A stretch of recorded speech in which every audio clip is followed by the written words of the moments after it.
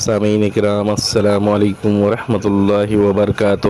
سیرت النبی اس کو پڑھنے میں اور اکٹھا کرنے میں اگر کوئی غلطی ہوئی ہے تو میں آپ لوگوں سے بھی معذرت چاہتا ہوں اور اللہ سے مغفرت کی دعا ہوں۔ واقعہ اسراء اور معراج کا نبی صلی اللہ علیہ وسلم کی دعوت و تبلیغ ابھی کامیابی اور ظلم و ستم کی اس درمیانی مرحلے سے گزر رہی تھی اور افق کے دور دراز پہنائیوں میں دھندلے تاروں کی جھلک دکھائی پڑنا شروع ہو چکی تھی کہ اسراء اور معراج کا واقعہ پیش آیا۔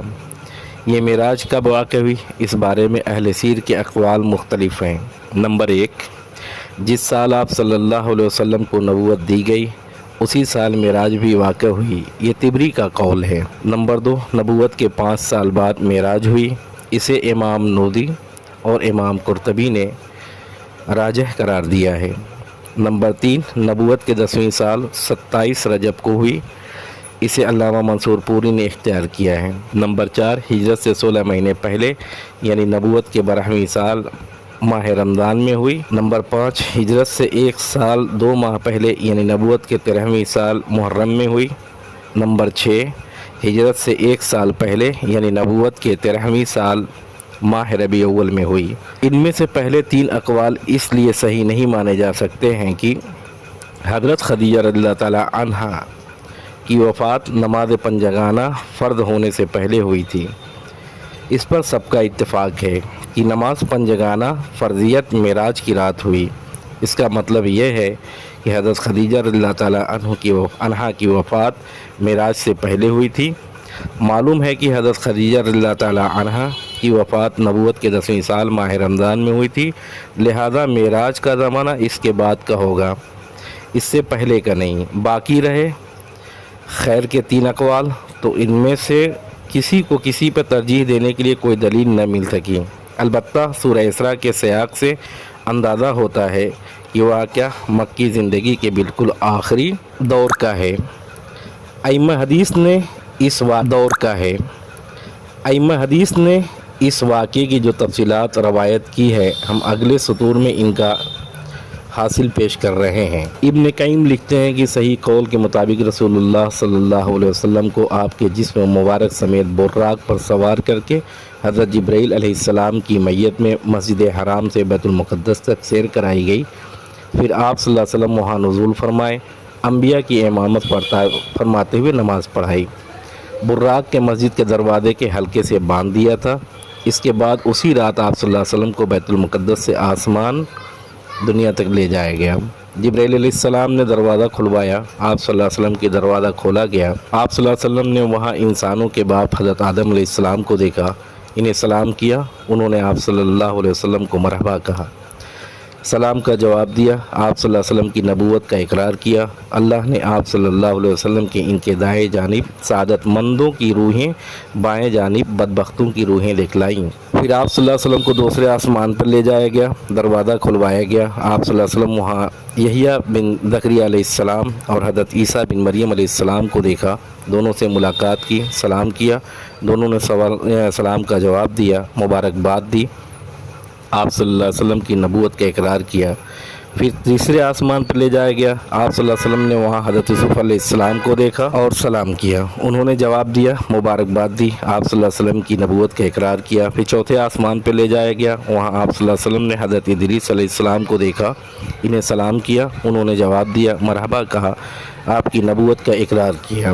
پھر 5ویں آسمان پر لے جایا گیا، وہاں آپ صلی اللہ علیہ وسلم نے حضرت ہارون بن عمران علیہ السلام کو دیکھا اور انہیں سلام کیا، انہوں نے جواب دیا، مبارکباد دی اور اقرار نبوت کیا۔ پھر آپ صلی اللہ علیہ وسلم 6ٹھے آسمان پہ لے جایا گیا، وہاں آپ صلی اللہ علیہ وسلم کی ملاقات حضرت موسیٰ بن عمران سے ہوئی، آپ صلی اللہ علیہ وسلم نے سلام کیا، انہوں نے مرحبا کہا اور اقرار نبوت کیا۔ البتہ جب آپ صلی اللہ علیہ وسلم وہاں سے آگے بڑھے وہ رونے لگے، ان سے کہا گیا آپ کیوں رو رہے ہیں؟ انہوں نے کہا اس لیے رو رہا ہوں، ایک نوجوان میرے بعد مبعوث کیا گیا اور اس کی امت کے لوگ میری امت کے لوگوں سے بہت زیادہ تعداد میں جنت کے اندر داخل ہوں گے۔ اس کے بعد آپ صلی اللہ علیہ وسلم کو 7ویں آسمان پہ لے جایا گیا، وہاں آپ صلی اللہ علیہ وسلم کی ملاقات حضرت ابراہیم علیہ السلام سے ہوئی، آپ صلی اللہ علیہ وسلم نے انہیں سلام کیا، انہوں نے جواب دیا، مبارکباد دی، آپ صلی اللہ علیہ وسلم کی نبوت کا اقرار کیا۔ اس کے بعد آپ صلی اللہ علیہ وسلم سدرۃ المنتہا تک لے جایا گیا، پھر آپ صلی اللہ علیہ وسلم کے لیے بیت المعمور کو ظاہر کیا گیا، پھر خدائے جبار جل جلالہ کے دربار میں پہنچایا گیا۔ آپ صلی اللہ علیہ وسلم اللہ کے اتنے قریب ہوئے کہ 2 کمانوں کے برابر یا اس سے بھی کم فاصلہ رہ گیا۔ اس وقت اللہ نے اپنے بندے پر وحی فرمائی، جو کچھ کی وہی فرمائی۔ 50 وقت کی نماز فرض کی۔ اس کے بعد آپ صلی اللہ علیہ وسلم واپس ہوئے، یہاں تک کہ حضرت موسیٰ علیہ السلام کے پاس سے گزرے تو انہوں نے پوچھا اللہ نے آپ صلی اللہ علیہ وسلم کو کس چیز کا حکم دیا؟ آپ صلی اللہ علیہ وسلم نے فرمایا 50 نماز کا۔ انہوں نے کہا آپ صلی اللہ علیہ وسلم کی امت اس کی طاقت نہیں رکھتی، اپنے پروردگار کے پاس واپس جائیں اور اپنی امت کے لیے تخفیف کا سوال کیجیے۔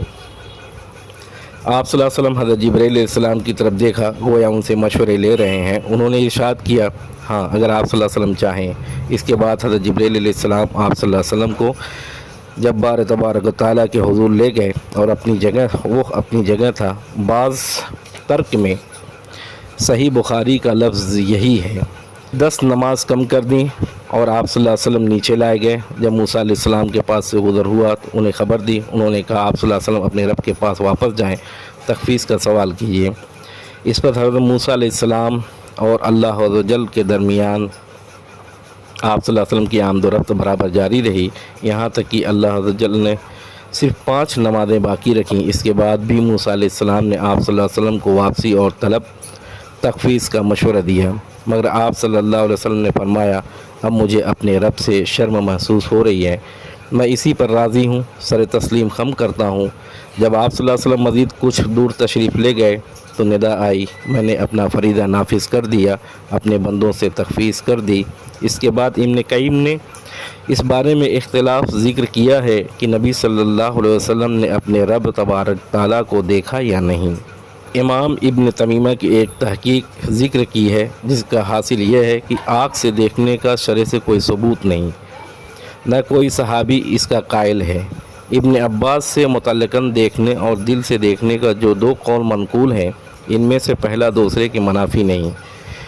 اس کے بعد امام ابن قیم لکھتے ہیں سورۃ النجم میں اللہ تعالیٰ کا جو یہ ارشاد ہے ثم دنا فتدلی، پھر وہ نزدیک آیا، قریب تر ہو گیا، قربت کے علاوہ ہے جو معراج کے واقعے میں حاصل ہوئی تھی، کیونکہ سورۃ النجم میں جس قربت کا ذکر ہے اس سے مراد حضرت جبرائیل علیہ السلام کی قربت، جیسا کہ حضرت عائشہ رضی اللہ تعالیٰ عنہ، ابن مسعود رضی اللہ تعالیٰ عنہ، حضرت عائشہ رضی اللہ تعالیٰ عنہ اور ابن مسعود رضی اللہ تعالیٰ عنہ نے فرمایا ہے، اور سیاق بھی اسی پر دلالت کرتا ہے۔ اس کے برخلاف حدیث معراج میں جس قربت و تدلی کا ذکر ہے اس کے بارے میں صراحت ہے کہ یہ رب تبارک و تعالیٰ سے قربت و تدلی تھی۔